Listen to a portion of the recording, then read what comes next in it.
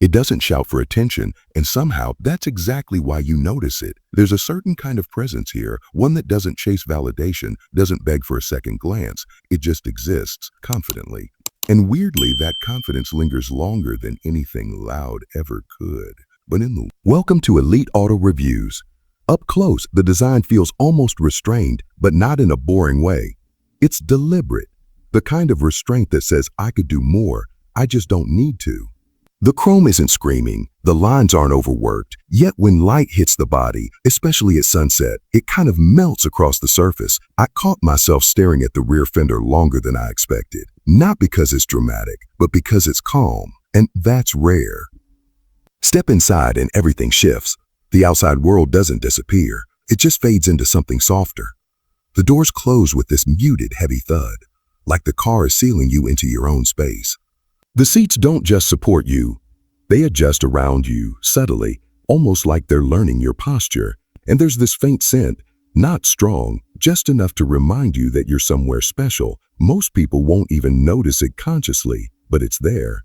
Driving it isn't about speed. Not really. Sure, it moves effortlessly, and when you press down, there's power, smooth, controlled, almost distant. But the real experience, it's how little effort everything takes. You're not fighting the road, you're not correcting anything, it just flows. I noticed something strange. I wasn't checking the mirrors as often, not because I forgot, but because the car made me feel like everything around me was already handled. And the technology, it doesn't feel like tech.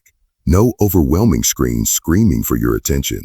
Instead, it quietly assists. Adjusts lighting based on mood, filters noise you didn't even realize was there, keeps everything balanced. There's a moment, especially on longer drives, where you stop interacting with the car and just exist in it. But here's the part no one really talks about. It changes how you behave. No, you slow down, not because you have to, but because rushing feels out of place. You stop caring about overtaking every car.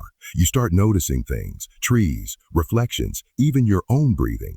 It's not trying to impress you anymore, it's calming you. Now, compared to something like a Rolls-Royce, which leans into grandeur and presence, this feels more personal, less about being seen, more about how you feel when no one's looking. But it's not for everyone. If you want aggression, sharp edges, something that constantly reminds you of its performance, this might feel too subtle, almost too quiet. But if you value space, control, and that sense of effortless authority, this fits in a way few cars do. And honestly, I did find one thing. The rear screen controls, slightly overcomplicated at first.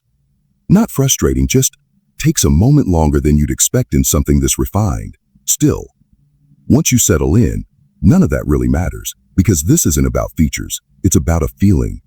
A kind of luxury that doesn't need to announce itself. A kind of power that doesn't raise its voice. So tell me, would you go for something louder, more attention-grabbing? Or does this kind of quiet confidence actually feel like the real upgrade?